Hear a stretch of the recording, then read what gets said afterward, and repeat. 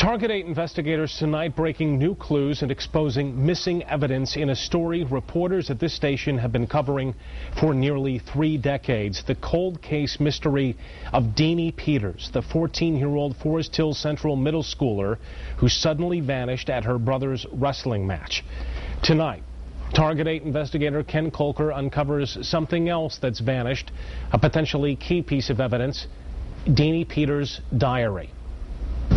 Former Kent County Sheriff Sergeant Kent Kleinhexel has worked the case since Deanie disappeared from her brother's wrestling match in February 1981, and he hasn't given up, even 15 years after he retired.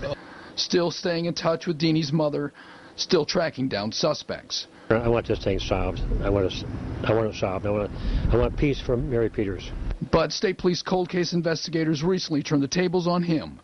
They subpoenaed him a little more than a year ago. They wanted to know about Deanie's diary, which was once in his possession. I don't know what happened to it. The diary could be especially important based on the theory recently released by cold case investigators that an altercation between Deanie and classmates may have led to her disappearance. They were hoping that they might find a new clue, which would be possible, but we studied that diary very closely, found nothing in there. At the time, however, he didn't know about the altercation. Kleinhexel said he recalls giving the diary to Deanie's mother, but has since learned that Mary Peters doesn't recall getting it. Kleinhexel also tells Target 8 the original investigation was mired in poor communications, detectives conducting interviews and not filing reports. One of Deanie's best friends told Target 8 she talked to a detective about the alleged altercation, even giving names, days after Deanie's disappearance. Kleinhexel says the detective didn't pass that information to him. He didn't learn about that until 4 years ago, while working on the case on his own. He has since turned it over to the cold case team.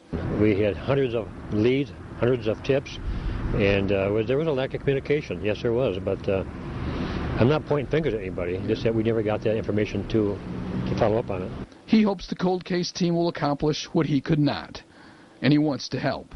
I know we made mistakes back in those days. We had limited resources, but we didn't find her, and I feel bad about that. I really do. I want to find her. The detective also tells Target 8 that the man he believes is the lead suspect, a former Lowell man who knew one of the girls in the altercation, died 2 years ago of natural causes.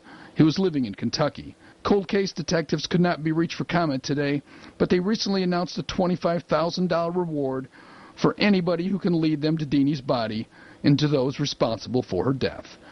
In Grand Rapids, Ken Kolker, 24-Hour News 8. We've done a number of investigations and reports on the Deanie Peters case over the years. You can find the most recent on our website at woodtv.com.